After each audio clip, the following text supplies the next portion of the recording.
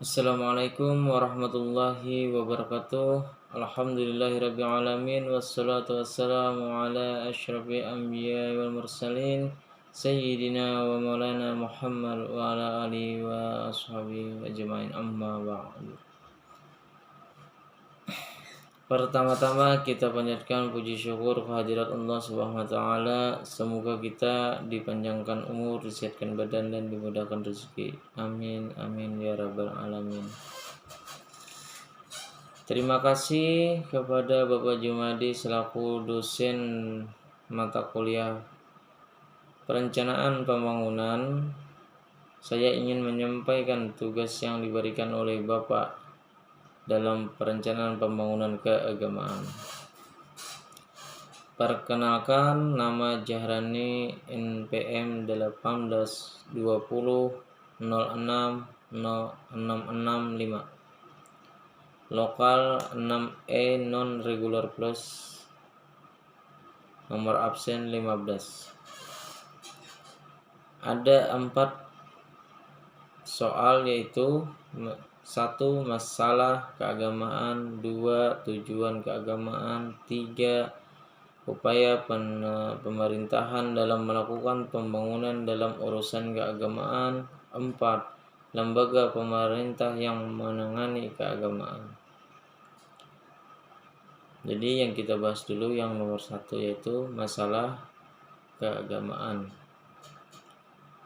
Negara Indonesia adalah negara kesatuan dengan menjunjung tinggi Pancasila sebagai pedoman kehidupan berbangsa dan bernegara. Negara Indonesia adalah negara yang memiliki 6 agama, diantaranya Islam, Kristen Katolik, Hindu, Buddha, Konghucu. Karena banyaknya agama mengakibatkan adanya pandangan dari agama tertentu yang beranggapan bahwa agama yang dianutnya lah yang paling benar dan umat agama lain dipandang lebih rendah. Oleh karena itu, ini dibutuhkan untuk mencapai perdamaian tersebut. Damai dalam hal ini dapat diartikan tidak ada kerusuhan, tidak ada permusuhan, dan tidak ada saling membunuh. Damai yang tetap menghargai nilai-nilai dalam masing-masing agama tanpa ada paksaan atau rekayasa untuk menyeragamkan atau menjadikan sama. Kekerasan yang kerusuhan merupakan fenomena yang sering terjadi saat ini. Dalam berbagai media massa kita dapat melihat berbagai bentuk kerusuhan di belahan bumi Indonesia. Misalnya konflik religius di Tolikara dan Aceh, seperti pembakaran rumah ibadah. Hal itulah yang menjadikan ratapan dan tangisan masyarakat Indonesia. Hal ini yang harusnya lebih diperdulikan oleh pemerintah, khususnya Menteri Agama. Tugas seorang Menteri Agama tidak hanya mengurus persoalan haji, akan tetapi harus mampu menjadi bapa bagi seluruh umat beragama di Indonesia. Menegaskan bahwa sebenarnya semua agama pada prinsipnya mengajarkan kebenaran, toleransi terhadap sesama umat beragama, dan hidup berdampingan satu sama lain. Sekarang kita memasuki yang kedua, yaitu adalah tujuan keagamaan.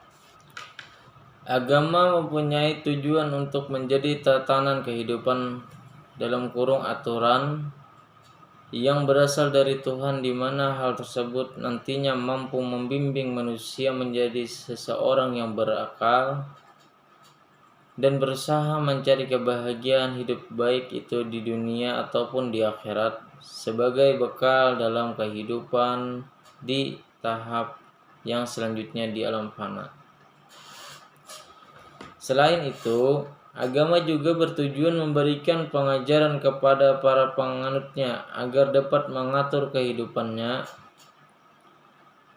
sedemikian rupa guna memperoleh kebahagiaan untuk dirinya sendiri ataupun untuk masyarakat sekitar. Lebih lanjut lagi, Agama dapat menjadi sebuah pembuka jalan untuk bertemu dengan Sang Pencipta manusia, yaitu Tuhan Yang Maha Esa, ketika manusia mati kelak. Sekarang kita masuki yang nomor 3, yaitu upaya pemerintahan dalam melakukan pembangunan dalam urusan keagamaan. Terdapat dua pandangan dalam melihat hubungan negara dan agama. Kelompok pertama berpandangan tidak ada hubungan antara negara dengan agama. Negara mengurus urusan duniawi, sementara agama mengurus urusan akhirat dan menjadi urusan individual. Konsekuensi pandangan ini adalah negara tidak perlu mengurus urusan agama apapun bentuknya. Kelompok kedua berpandangan bahwa hubungan negara dengan agama tidak bisa dipisahkan. Konsekuensi dari pemikiran ini adalah negara selain mengurusi urusan duniawi juga mengurus urusan akhirat, sesuai agama dan kepercayaan yang dianut masyarakatnya. Konsekuensi pandangan kelompok yang kedua ini adalah negara harus bertanggung jawab atas pembinaan dalam urusan agama yang dianut oleh masyarakat dan salah satu bagian dalam proses pembangunan negara.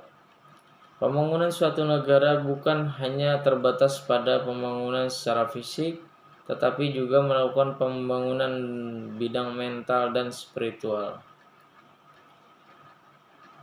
Tanpa adanya landasan operasional dalam pembangunan nasional di segala bidang termasuk bidang pembangunan bidang agama, mengakibatkan dalam pelaksanaannya pembangunan nasional berjalan tanpa koordinasi dan sinkronisasi dan arah yang jelas. Hal ini membuktikan negara Indonesia termasuk yang menganut pemikiran bahwa negara tidak hanya mengurusi urusan duniawi tetapi juga mengurus urusan agama yang dianut masyarakatnya. Tujuannya agar terjadi pembangunan bangsa yang memiliki arah dan dilaksanakan secara terkoordinasi dan sinkronisasi. Nah, itulah. Jadi kita masuk lagi ke soal nomor 4, yaitu lembaga pemerintah yang menangani keagamaan. Manusia hakikatnya adalah makhluk ciptaan Tuhan. Sebagai makhluk ciptaan, sudah sepatutnya manusia melakukan hubungan atau interaksi dengan penciptanya. Untuk mengatur hubungan manusia dengan penciptanya, maka dibentuklah seperangkat aturan yang disebut sebagai agama atau lembaga agama.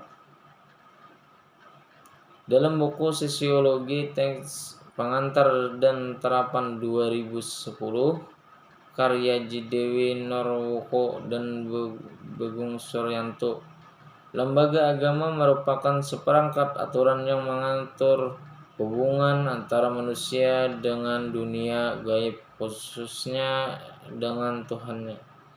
Selain itu, lembaga agama juga merupakan sumber nilai moral dan sosial dalam masyarakat. Nilai-nilai yang terkandung dalam agama dijadikan landasan utama dalam pembentukan sistem hukum dan kaidah sosial dalam masyarakat.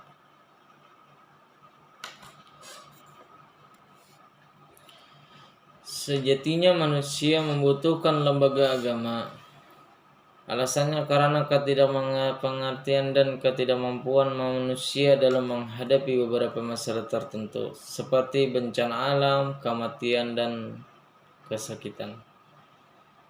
Dilansir dari buku Pengantar Ringkas Sosiologi, Pemahaman Fakta dan Gejala Permasalahan Sosial 2020, karya Eli M.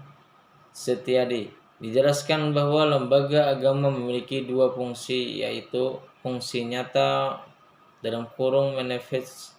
Fungsi nyata lembaga agama berhubungan dengan segi-segi doktrin, ritual, dan aturan perilaku dalam agama. Selain itu, juga berfungsi untuk membujuk manusia agar melaksanakan ritus agama bersama-sama menerapkan ajaran agama dan menjalankan kegiatan yang telah diperintahkan oleh agama. Fungsi tersembunyi dalam kurung laten.